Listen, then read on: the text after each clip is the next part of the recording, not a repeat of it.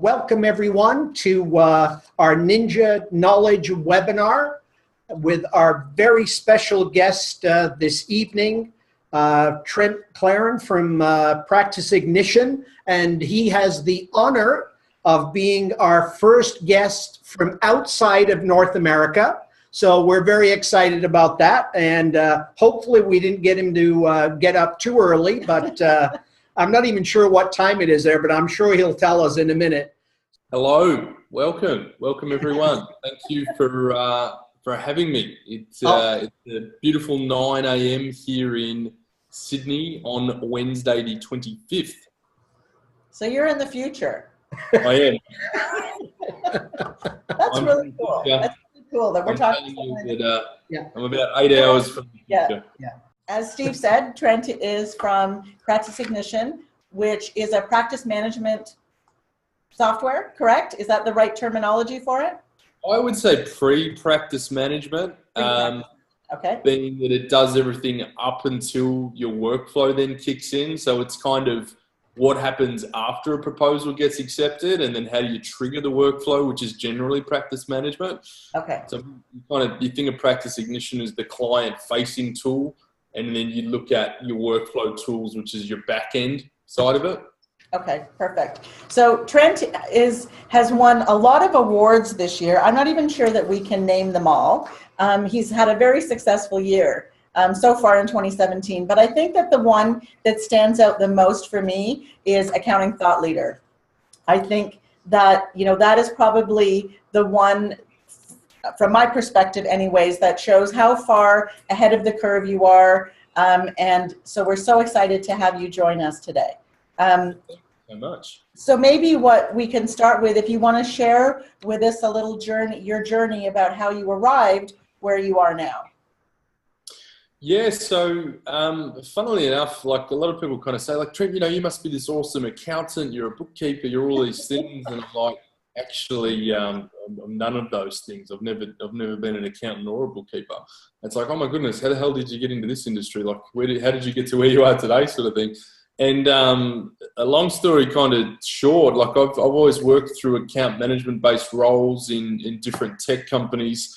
I worked with a company in Australia called eWay. They did online payments. They integrated into Xero, and they said, hey, Trent, we want you to head this up. And by that, all it meant was you're the guy that's going to call everyone. I was like, okay, great, I'll do that. And from what started in that role 5 or 6 years ago has now literally taken me so far into the accounting industry. It's not funny, because that's where I met everyone. From Xero, from Intuit. My boss went to Intuit Australia, and then she brought me with her to Intuit when she got promoted. And then that just kind of embedded my thing in. But the biggest thing I kind of found was, it's who you know, who you meet, and who you work with. And that's kind of what my passion's always been, is helping others succeed and achieve what they want to succeed. And be successful in, and through that, learning what other people have done really well. So realistically, account managers, business development managers for tech companies, they chat to more accountants and bookkeepers than most accountants and bookkeepers, if you think about it. So we all share everyone's best practice tools, and we chat to people like yourself and think, hey, what are you guys doing? How did you become Firm of the Future finalists? What did you do? And then through that, I actually then are able to go and help other people go and do what they want to do because of the good work that you've done. So it's kind of where, I can't remember the saying, I think it's giants building on giants or something like that. It's stepping on giants' shoulders, like we're just helping one another. We all lift each other up with their own successes. And my story is very much along those lines. I just help everyone else learn how everyone else was successful. That's great. And I think that's part of the reason that we wanted, to have you on one of our Kninja Knowledge webinars, is you have the same feeling as we do, that the more people that we can lift up and educate and help with different things of what are happening in the industry, that we're all better for it. So we appreciate that as well.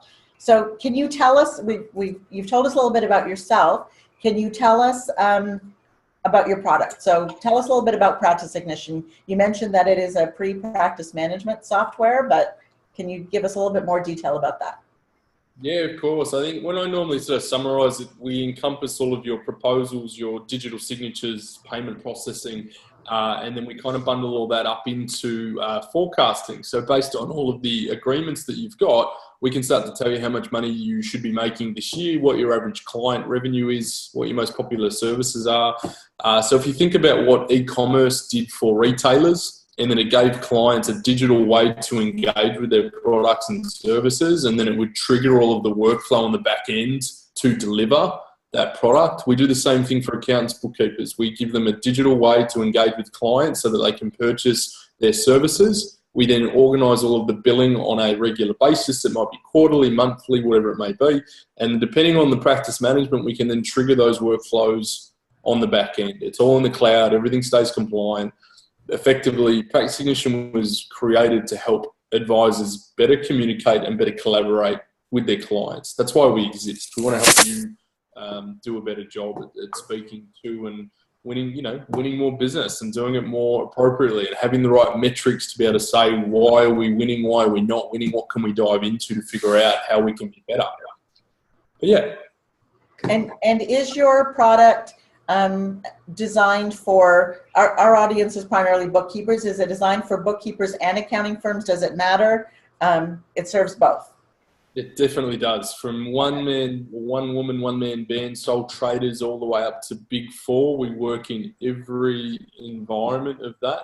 A lot of it is generally based on your business model. So we find we work really well with bookkeepers and accountants that are pushing that cloud agenda, because that means that your frequency of billing your clients has increased. And that's the biggest sort of pro of why you like using Practice Ignition, because you're able to automatically bill these clients flexible billing arrangements really seamlessly and straightforward through our platform. And that's where our biggest value prop comes in. And then you think about automatic engagement letters and all those sorts of things. And that just happens as a result of building the proposal out. Okay, so you may have answered this question already, but for the ones in our audience who aren't familiar with your product, can you tell us one thing that they could use it for that they would see an immediate benefit from if they were to launch it tomorrow or next week? Yeah, definitely. So I think for North American, the crowd there, we get a lot of good feedback around the automatic engagement letter builder, because no one likes doing it in a Word template. So basically, as you put your services into your proposal, we automatically build the services into your engagement letter automatically. So you've got your template that's there, and that will just automatically happen, and it's stored online. So your compliance is sorted. You don't have to worry about trying to spend a lot of time building a proposal. You can do it in minutes through our platform. So that's where you'll see the immediate benefit. It's just how easy it is to engage and win new business. Okay. Perfect. We are getting some lag as well. Is that us that's only seeing it, or if anyone can let us know in the chat if there is a lag that everyone else is seeing as well? Yeah, I mean, that would be great. Yeah, no one is saying anything, so I'm presuming everything is fine. That it's just us? Yeah, it's, well, and we do usually lag a little, even though we like to think we're cutting edge, but Okay. sometimes we lag a little. Okay. So that's okay. Perfect. It's all good. Diane says it's all good. Okay, so it's us. It's us. There lagging. you go. There Okay. you go. Yes. Okay. I did want to ask one thing about Practice Ignition. Was it developed and started in Australia? It was, yes. It was developed by an accounting firm here in Australia called Interactive Accounting. They were one of the first cloud-only accounting firms in Australia back in 2008. They were actually one of the first Zero Platinum partners in Australia. So that's over 1,000 clients on the cloud, and that's all they did. They scaled that to about $3.2 million. So our founder, Guy Pearson, I think a lot of you have sort of seen him speak in Intuit Thrive last year.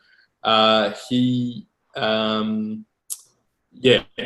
built and scaled this product because they saw a need in the market for how do they streamline their onboarding and engagement process, and then what happens after that. So it's been a great turn the last sort of 2 years is where it's picked up a lot of steam, but we did start out an accounting firm and practice. Okay.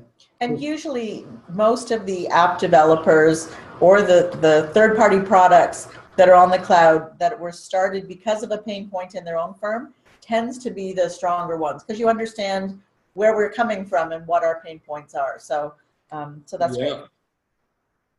Okay.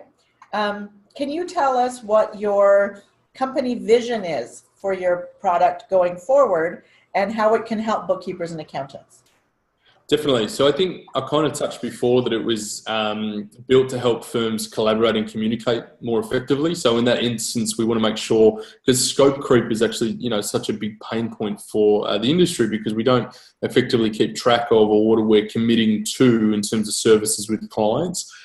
So a big part of it is that not only do we want you to communicate and collaborate with your clients more effectively, we want you to ensure that you're actually making good revenue and increasing your profitability as a result, and acting more efficiently, hence being able to trigger the workflows on the back of proposals being accepted and things like that.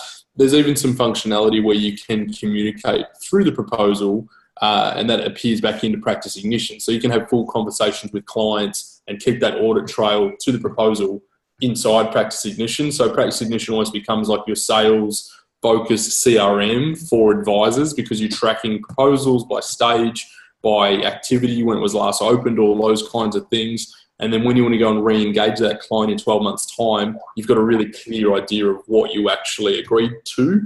And then you understand potentially what your revenue opportunities are moving forward. So yeah, there's a lot of in there to give more insights into how we can, you know, better improve our fee structures and all those kinds of things as well. Okay, perfect. As you know, and I know that you've done a few webinars and series of webinars on the changes that are happening in our industry. If you could look into your crystal ball, because we know that in Australia you have a crystal ball, can you tell us where you think our industry is going 1 or 2 years down the road? I mean, 5 years is really hard to predict because everything's moving so quickly. But what are your thoughts on what's happening in the next couple of years? So I did a talk on this in Melbourne yesterday in front of 400 people on the industry trends and things that we're seeing in Australia and what were the impacts and challenges so much that we're going to see in 2018. And even though it's a challenge, it's also an opportunity of where we need to focus. And it's a challenge because we don't necessarily know how to fix it today. But the three key areas, to save you having to fly to Australia and come and see me talk about it, I'll just give you the punchline now. Not that we don't want to come to Australia. No, believe me, you'd have a great time. We'd have a great time. The three key areas that are getting impacted was technology, process, and clients. Now, technology's been the biggest impact in Australia for the last 4 years because that's, as a no-brainer, that's what keeps changing all the time. But through that, we're trying to impact and change our process. And we change our process and we try to work with more clients and different kinds of clients because of technology. So technology is the instigator, and that's the one thing that's going to keep changing. So my biggest feedback is always to keep one eye on the future and one eye on today. Like, what are you doing today? But what do you need to be aware of that's coming? So you kind of need to live in, you're kind of hedging. You're here, you're there, you're here, you're there. And just the best way to do that is just keep a track of, leading firms. What are they using? What are they doing? Because they're generally the ones that are always progressively looking at more tools every single day and week. I know me, even in our business, we're always looking at new tools that can help us be more efficient and effective with our clients and our partners. So you got to just do the same thing. You've got to stay nimble and agile. And again, that can be really hard if you're a really big organization, but I find the smaller you are, the more nimble and agile you can be. And then that clients piece that I kind of mentioned there is around, niching or nishing. I don't know how the North Americans want to say it. I say niche. David Leary says niche. We say it the same as you do in Australia. I think it's only the U.S. that says yes, it. The U.S. just doesn't know how to speak properly, so it's okay. It's just David Leary. No offense to our U.S. guests. No, none. Yeah, you can say niche. It's not okay. Yeah. Anyway, so being able to specialise on types of clients, because that allows you to go a step further and be the thought leader on your construction industry bookkeeping clients or trades or hospitality or whatever it may be. So that when a client walks in the door and they say, hey, why would I use you? It's like, because everyone's unique selling proposition is all the same, right? Like we all care, we all do compliance, we all do bookkeeping. You can reach us anytime you want, as long as it's between 9 and 5 Monday to Friday. Right. We all do it. We're not special or standing out anymore. So the only way we can be special and stand out is by specializing and diving deeper into types of clients we want to work with. That means that we can then add more value because we've got benchmarking, we've got all these other kinds of cool things to go. This is how you can perform better as a business. And we focus more on helping them improve their profitability. And we do that, as I said, by being an expert in that field. So that's why the getting your niche is really important. Okay. And I would like to thank you too, Trent, because I know you didn't do it on purpose, but saying how important it is that we spend so much time looking at apps and researching, because sometimes I'm told I perhaps spend too much time looking at apps. So thank you for verifying what I do is important. So you're a great example. One of you looks at the future and the other one keeps an eye on today. This is there you go. There you go. You're a living example of my analogy. I love it. That's great. Yes. Thank you. So we have some questions that are coming in through the chat. If you want to scroll up a little bit. Yep. So Dominique had some fairly specific questions. I don't know whether or not we really are going to address them here. Perhaps we can touch on one of them, which is, how does Practice Ignition work with a workflow or practice management program? So at the moment, we've only got a limited integration with the workflow tools, but we're about to release a Zapier integration before the end of the year. And that will actually allow us to plug into pretty much any workflow tool that's connected to Zapier, and that will be fantastic. Today we've got a Workflow Max integration. There is a Carbon integration on the agenda.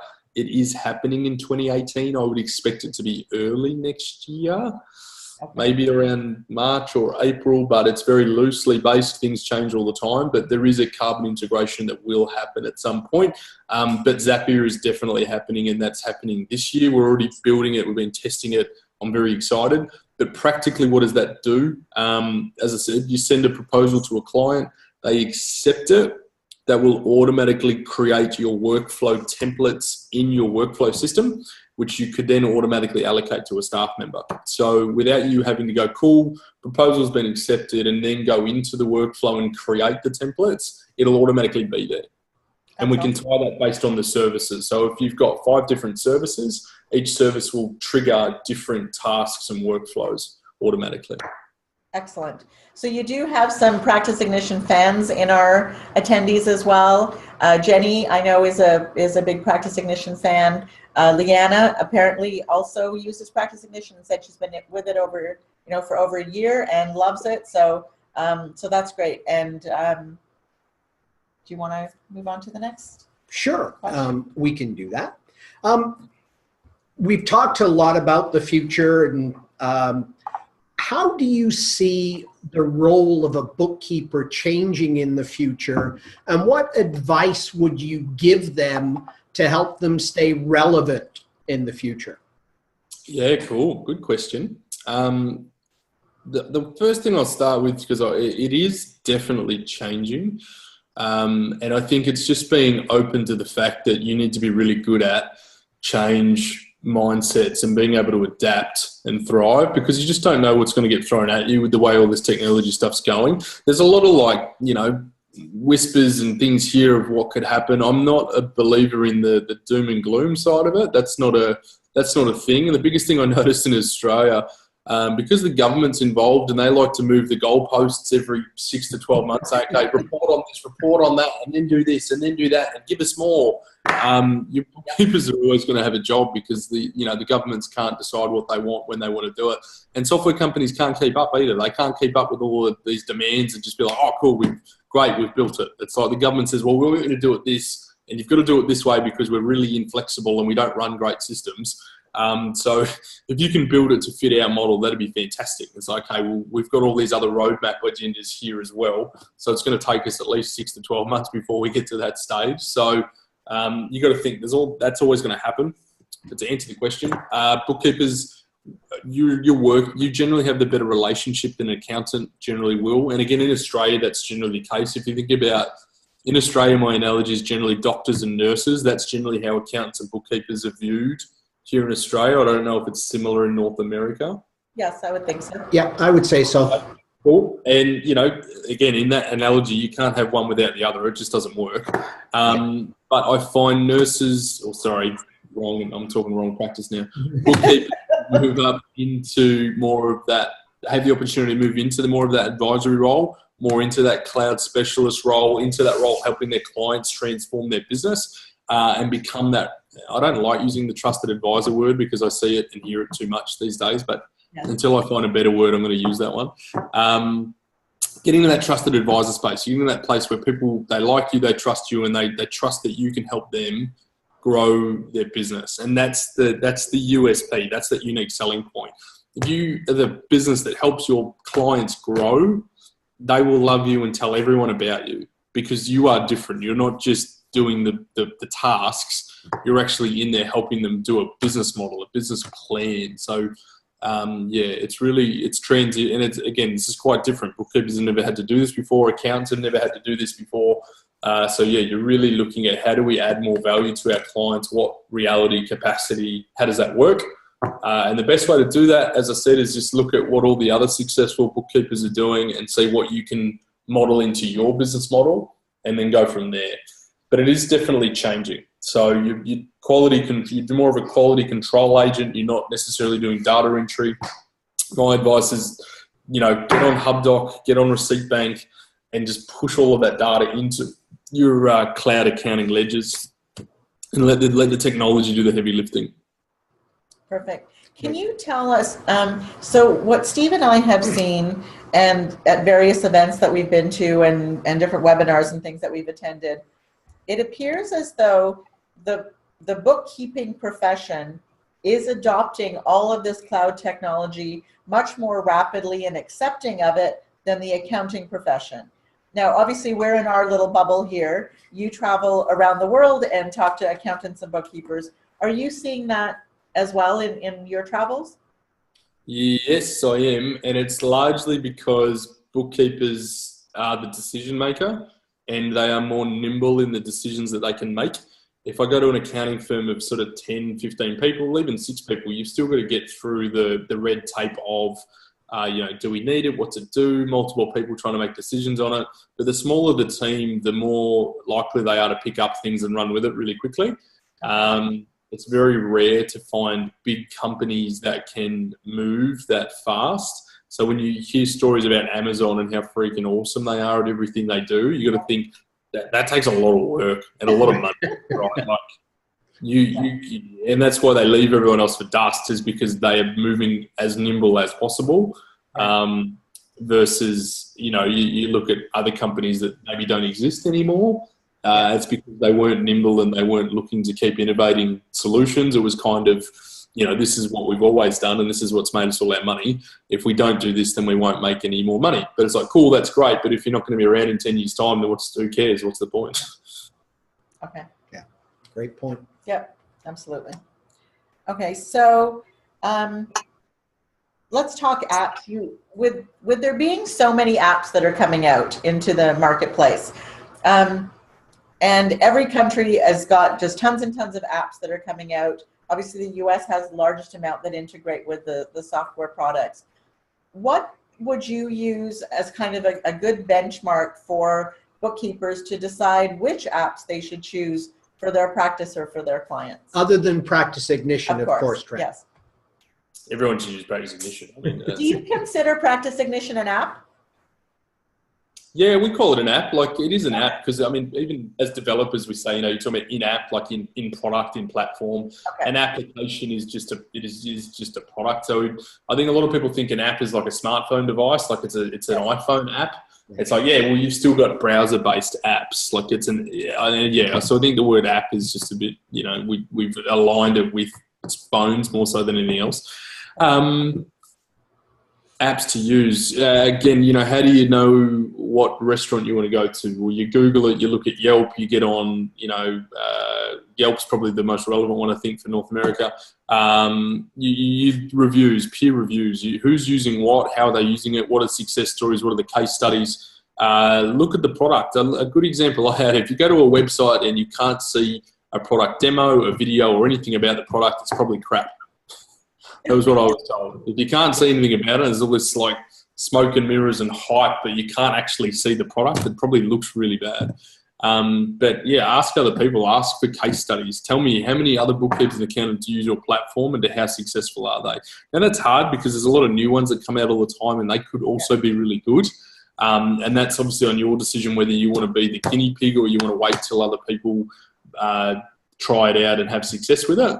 And the ones that you see that are up and coming, you'll know who they are because everyone's talking about them. You know, think about all the Facebook groups that are out there in the world today. And everyone's talking about a million different apps all the time, but there's always a string of consistent ones that always come through. Hence why I always sort of talk about Receipt Bank and HubDoc because everyone else is always talking about Receipt Bank and HubDoc. You know what I mean? Well, they are. They're great programs. Both of them are. And they're both awesome. So it's, you know, it makes... Yeah, they can be game changers for both your practice itself as well as your clients. So yes. So Leanna has a question, and she says she knows it's been asked a lot of times. Are you planning on making it an iPhone app? I think eventually we are planning to make it an iPhone app. But so to give everyone that kind of backstory, and I don't normally tell people what we do behind the scenes. It's, you know, Willy Wonka's kind of factory of hidden goodies that we won't tell anyone, Trent. We won't tell anyone. You're not recording this, are you? No. Actually, we are, but yeah, I saw that. Yeah, I'm just kidding. So we raised $5 million in May. That was actually part of the big reason I was able to come across in the first place, which was fantastic. We were just shy of buying me a jet, which was good. Wouldn't mind a jet, that'd be nice. But a lot of that money is going into product development and marketing. So we need to keep growing and scaling the company. We need to get in front of more people and get them to see the practices you should dream. But inside that, we need to keep building out functionality that's going to help. An iPhone app or a native app specifically for the phone is something we will do eventually, but it's not necessarily at the top of the priority list because there's a lot of other really cool things we want to drive first that will deliver greater efficiencies and allow firms to, you know, potentially make more money out of it. So things like group signatures when you've got multiple people that need to sign off on a proposal and engagements. We've got the Zapier integrations, the Carbon integrations, and all those things that generally make a bigger impact to our overall base of customers. So we always need to consider what is it we want to do and what can we deliver on sooner rather than later. What we will do more likely is develop the ability to log in to Practice Ignition through your smartphone, through the web browser, and allow that to be enabled for smartphone devices and then give you some of that functionality that is more relevant. That would be more likely to happen sooner rather than later, like early next year type thing. Like the guys are already talking about those kinds of things and how we can help with that sort of stuff. The other big thing we've been working on right now has been around recurring flexible payments and contracts so that you can just sort of drag and drop when you want different payments to occur. So if a client's engaged and they say, hey, can you move it to next week? It's like, yeah, I can. Just drag, drop. But right now you've kind of got to manipulate the proposal that's existing and change the start date, end date. So we're making that a lot more flexible and easier to maintain and manage. Okay, and that absolutely sounds much more useful and beneficial to the accounting and bookkeepers. So yeah. Okay. Yeah, because you're dealing with clients as well, and it's trying to make sure that experience is really like we're big on customer experience. What's the customer impact, and what do they think about it? Yeah. And when you're dealing with people's money as well, like it's important to bed that stuff down really quickly. But that's kind of the big thing we're focused on since getting a new investment of funding. Because since we've got that funding, we've picked up another 9 staff. So we picked up myself as head of accounting/sales and partnerships, head of operations, head of digital acquisition, 2 customer success managers into the UK, 2 more into Canada, which look after Canada and the US. And then we've also picked up 2 new product managers as well. So we've got more product managers looking and chatting to customers every single day and week to go, cool, what do we need to do? How do we need to do it? And then working with the development team to build it out based on those customer interviews. So, you know, one day you might get an email from me or the team saying, hey, can we chat? We'd love to just learn about what you're doing or what we could do better. Okay. Can you tell me, do you have geographic specific versions of Practice Ignition, or is the general platform the same and just the payment piece varies from country to country? Yeah, the latter. So the platform is the same in every market. It's the payments piece that's different in every market, and just because every country's got different payment capabilities. So, for example, in Australia and the US, we do credit card and direct debit or ACH payments. I think Canada and the UK, we only do credit card payments. New Zealand, we only do credit card payments. And that's because we've built Stripe into the platform, which we can use in every market, which is awesome. Okay. But the direct debiting side that it can cost sort of $40,000 to $50,000 for us to actually build that functionality into each market. So it's depending on where we get traction and where we're working, or, you know, if we found that 100 customers said, no, we can't use you unless you've got direct debit or ACH, that's the stuff that helps us decide, you know, where to spend $50,000. So if you want to help me spend $50,000, I need that feedback. Okay. Well, Jenny's just given you the feedback that she needs it. So there's your first one. Yeah, absolutely. Okay. There you go. There you go. Okay. Right. Well, they're the things that are definitely always on the roadmap. It's just a matter of when. So we're doing some cool stuff in the UK with a company called Go Cardless. Hopefully at the moment, they're a massive like direct payments, direct debit type company over there. So we potentially have that option as well. Rather than trying to build our own thing, we can partner with other companies and build that integration to further streamline those integrations and experiences. Okay, perfect. So we've spent a fair bit of time talking about what's happening in the industry, the product and service that you provide, kind of the future of bookkeeping. What we also like to make sure that we do in these webinars is people do business with people, ultimately, not with products. So we do want to make sure that, you know, we kind of, I guess, allow everyone a little bit more into who Trent is. If Trent would like to share who Trent is. So what do you want to know? An open book. Okay, perfect. You may regret saying that. So can you tell us a little bit about what you like to do when you're not working? So I specifically live next to the beach so that I can, like right now, I'm looking at the ocean. Somewhere over there. Oh, okay. Kind of see that in the distance, yeah. So it just means that I can live by the beach and still work and do whatever I've got to do. I really like food. Like, I'm a foodie, big foodie. Me and my wife will eat out at restaurants. We like to cook as well. We do that too. But yeah, I like a good whiskey. I'm not going to lie. I've been in Melbourne for the last 2 days, and I've just done the Melbourne thing, and we went from bar to restaurant to bar to restaurant to the cigar bars, and it's just it's all too much. I've done a lot of traveling in the last couple of weeks, again for work, but again, it's always trying to make sure there's a lot of fun in that. So we were in Latvia for a week. We were only there for a conference. So in the other days, we had a tour of Riga, a walking tour, checking out the history and the architecture. In London, we had a night in Trafalgar Square. We went and saw Aladdin at the theatre there in London. That was fantastic. We went to Paris and chilled out for 4 days on the way back. Amazing city, love that place, we enjoy doing what all people do. I think it's just, new experiences, food and touristy stuff. And right now it's been an awesome opportunity because of all the traveling we've been able to do. It's allowed us to do some really cool, fun stuff that we wouldn't have been able to do before. So, that's kind of me and what I do for hobbies. Outside of that, I play video games sometimes. Kind of gets my mind off stuff. Okay. Yeah. Gets me away from social media. So you mentioned that you're a foodie, and obviously your wife, Lisa, I think it is, right, is also Melissa, yeah. So you have to tell us, do you do the cooking or does she do the cooking? I would say that she's the head chef and I'm the sous chef.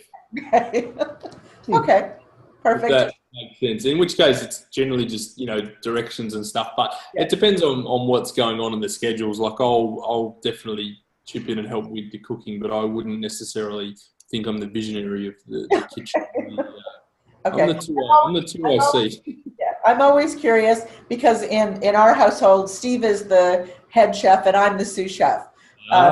So I'm always curious. And a very good sous chef you are. I appreciate that. I appreciate that. Okay. I do. I don't want to leave the traveling if we don't have to right now. Obviously, as you said, you did a lot of traveling in the last year. You've seen lots of places. What did any one of them surprise you, like either good or bad, where it wasn't what you expected, or? Great question. So I only went to London for the first time in March this year, and the first time I was like, oh my goodness, this is just really cool. Massive city, loved the tube and doing all that kind of stuff. We saw a couple of shows when we were there because we were there for a week. And because we were there with QuickBooks Connect, we were in their VIP summit. So they took us to like the Tower of London for a personalized fine dining experience. So it's kind of weird because you're just staying in hotels and you're on the is the charity wagon the right word? But they're looking after you and you're having an awesome time. And then again, when we went to London just gone, we still had a good time, but obviously we weren't there as part of a VIP summit type thing. So it was kind of a little bit more sort of boring is probably the word. So it just it depends on the kind of travel we're doing. If I'm doing it with an event or a conference, it's generally a lot more fun because people are hosting us and taking us out to do different bits and pieces. Even though you're working, but you can do a bit more of that stuff. Yeah. Paris surprised me because that place is huge and it's just architecturally beautiful. Like everything about it's great. I love the cafe culture. I don't necessarily love all the cafes. I think they could learn a thing or two from an Australian barista. I'm very passionate about my coffee. I'm holding an empty bottle of cold brew coffee right now. Because I've drank it out of my glass already. So there was a lot of cool things I liked about Paris. Latvia is kind of cool in a different spectrum altogether because it's Eastern Europe. Not a lot of people get to Eastern Europe or Russia or anything close to that. And these guys like neighbour Russia, like that is the next door neighbouring country.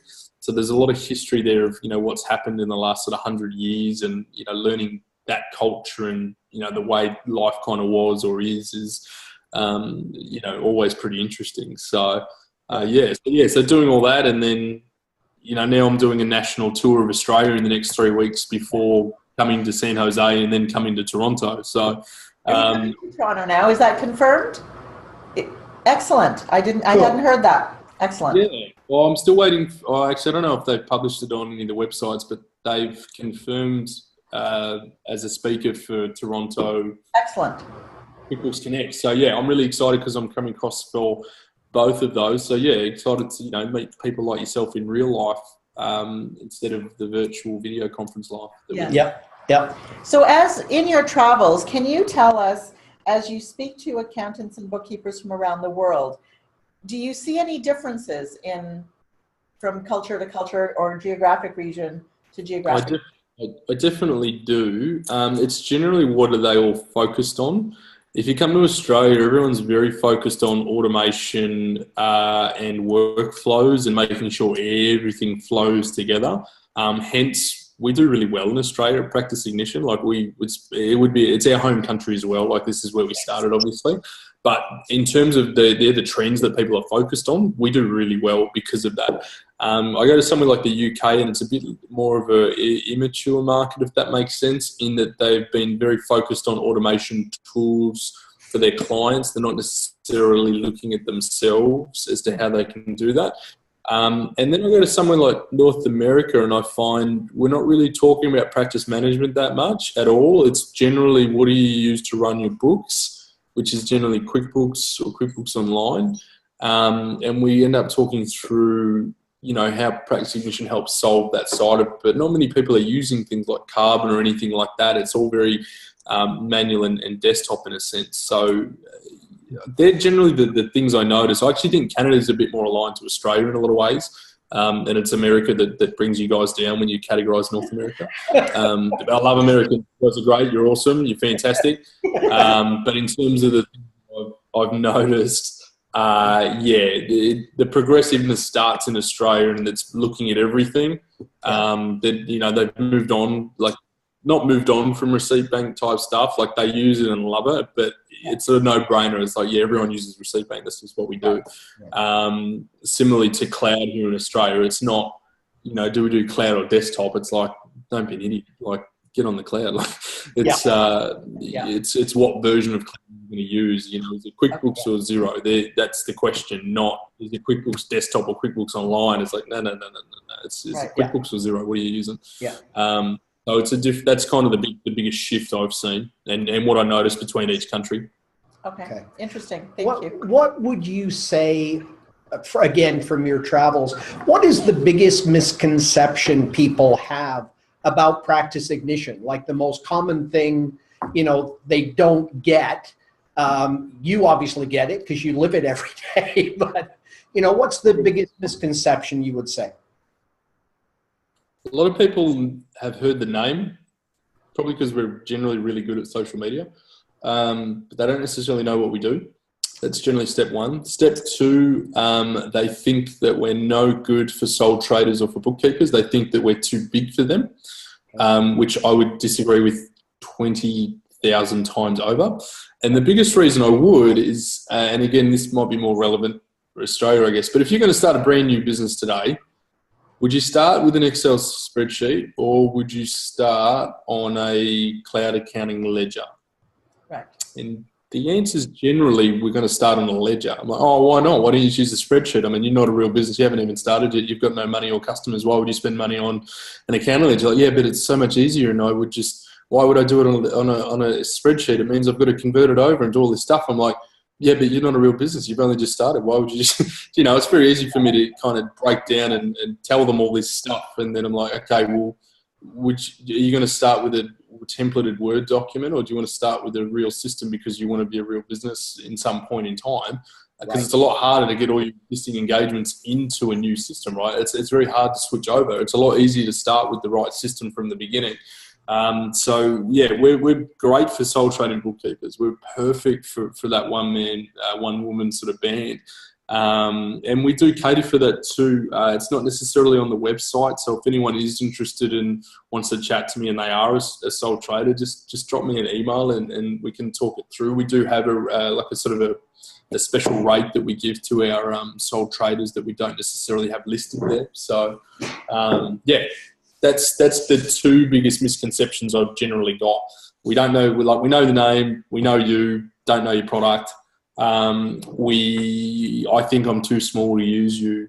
And generally it's like, is it just proposals? Is that all you do? And it's like, oh, there's a lot of different benefits that you get. Like if I listed the 3 core features, which is what proposals, payments, and revenue forecasting, they're not the 3 things you want. It's the benefits and the outcomes that you get as a result. So I think I might have said before, we've had a lot of firms move to 100% no debtors at all because they use our platform. And that was the benefit they got by having all of that combined and mixed in.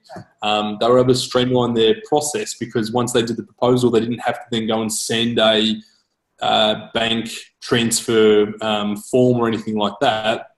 It just automatically happens because they baked that process into their proposal. It just, you stop dealing with checks because I don't even know why we still deal with checks, but we still deal with checks. So we don't have to do that anymore. It's all digital. Yeah. Again, people in Australia would laugh. They're like, checks, what's that about? Why? I don't understand. Why do we do checks? Yeah. So yeah. Okay. Okay. We had another question from Leanna.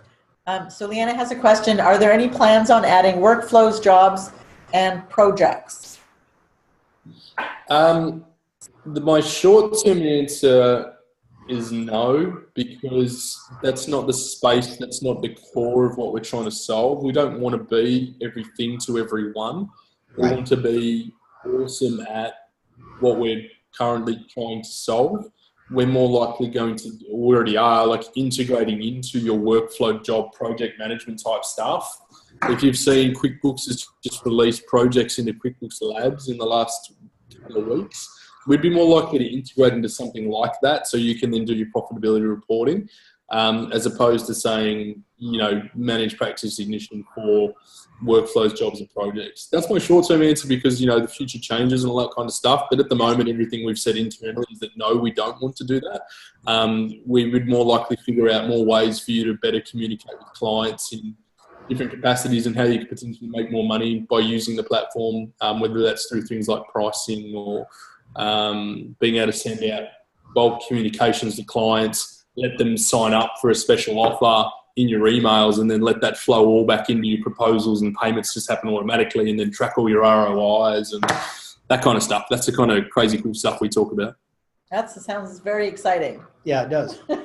Someone else is already doing workflows. You guys create that cool stuff. I like that. Yeah. Like, can you tell why us, do we need another workflow tool? Like, what do you love about what you do? I mean, you've got so much passion and energy. You can see it, you know, today as we're talking to you, you see it in social media when you do webinars. So what do you love about what you do?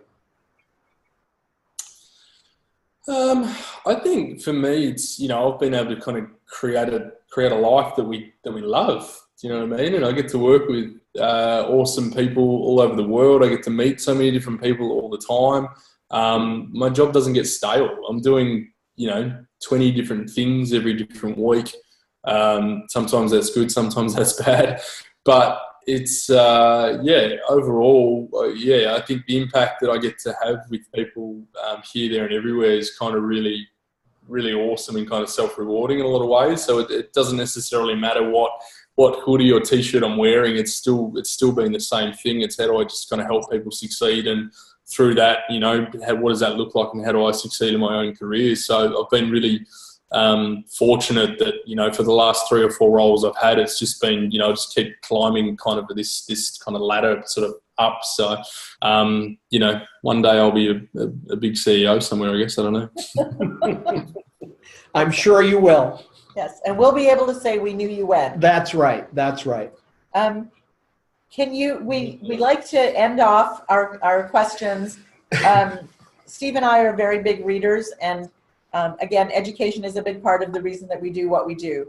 Can you share with us whether or not there's a good business book that you're reading or have heard of, whether it's an audiobook or an actual physical book or a digital book that you would recommend for our audience?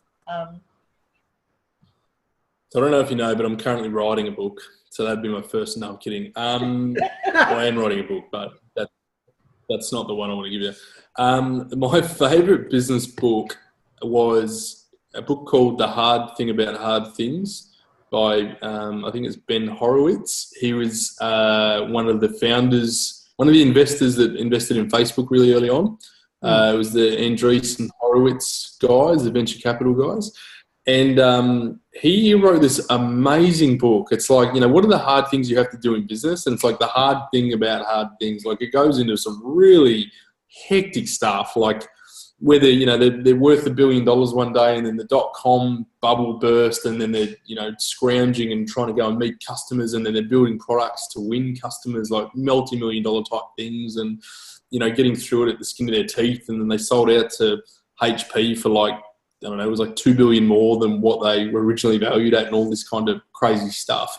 But it also dives into really tough situations when, you know, potentially you've got to let staff go and clients go and all those kinds of things. And it's a tough thing, but you've always got to sit there and go, well, what are we trying to achieve? Like, we're trying to run a business, but we are humans and we're trying not to help impact people the wrong way as well. But these are the things we've got to do. Like you got to keep pushing forward and staying true to the mission and the vision of what you're trying to achieve. So I love that book for all of those reasons. And if you're a business owner, everyone can get something out of that. Interesting. I've not heard of it. Yeah, no, I've not heard of that either. Well, I made a note of it so we can add it onto our list. Thank you. Perfect. You need to read it. It's fantastic. It's really good. Okay, so we've got a couple minutes left. There have been some questions that we've kind of been answering as we go along. Does anyone have any other questions that they would like to ask Trent? This is your last opportunity if you don't ask now. Thank you, Dominique. Dominique put a link for the book. Thank you. So she's shared it only to us. Can you share it? Can you flip that out so it's everybody can see it? I think it says to all. Oh yeah, to all panelists. Yeah, sorry. Oh no, Yep. Dominique it does, changed it. it does say, yeah. Yeah, perfect. Yeah. Thank you. Awesome. So that's linked to the book. So Yep. excellent. So If no anyone who wants to know what cold brew coffee I like, it's this one. You can Okay. buy one of these and ship it to me if you want. That's fine. I like them. They're great. I don't think I've ever seen that here. No. It's Bondi. It's Bondi, Sydney. So you probably won't have, but it's organic cold brew. What is cold brew coffee? Is that like iced coffee? Oh, okay. Yeah. Sorry. This is an Australian thing. We're a little obsessed with our coffee that we now drink it cold because hot's kind of so yesterday. Like no one drinks hot coffee anymore. Okay. So it's just like regular brewed coffee, except you drink it cold. Yeah, kind of. So it's a cold, yeah. So you brew it. So we, one of the guys in my office does it. He'll get this big like plunger type thing, and you grind up your coffee beans, you put it in the plunger, you put all your cold water in it, put it in the fridge. You leave it overnight so that it, filters out in or whatever, and then that's pretty much it. You just drink it. But you get all these Sydney hipsters that do it in, an organic kind of way so that they can charge you an extra $5 for it. Right. Okay. Absolutely. Well, and Diane says that we can now get it at Starbucks here in Canada, so that's awesome. Yeah, I honestly, I don't know about drinking this cold coffee. I think if I lived in Australia and I could look at the ocean and feel the sun on my face, it might be easier to drink cold coffee. But we live in Canada, and as much as I love it here, I still think hot coffee, particularly for the next several months, is the order of the day. Well, it will be interesting to see, Trent. It'll be interesting to see, Trent, when you're here in Canada in December, whether you're still drinking cold brew coffee. That's a great point. Yeah, I hadn't really thought about that. It's best to enjoy it over ice. So I put a photo up on Facebook the other day, and everyone thought I was drinking scotch at like 10 a.m. in the morning. Right. Yes. Which would have been fun, don't get me wrong, but it was just my glass with a nice ice sphere in it, and and the bottle doesn't help. It looks like it's whiskey as well, but yeah. So yeah, Okay. We get really hot weather. It's a really good, like delicate, refreshing kind of drink. Okay. absolutely. Excellent. Well, when we come to Australia, we'll definitely look. We'll definitely look it up and have it there, sitting at the beach. I'll take you out. We can do it together. That'd be great. Excellent. Absolutely. Excellent. It is on our bucket list to come out to Australia. So, okay, so we've got a couple minutes left. Any other questions from anyone?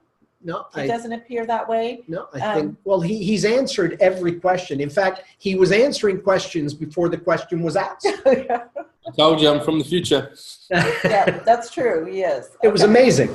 Okay. Well, thank you so very much, Trent. We know it was early for you as well, but we appreciate you joining us.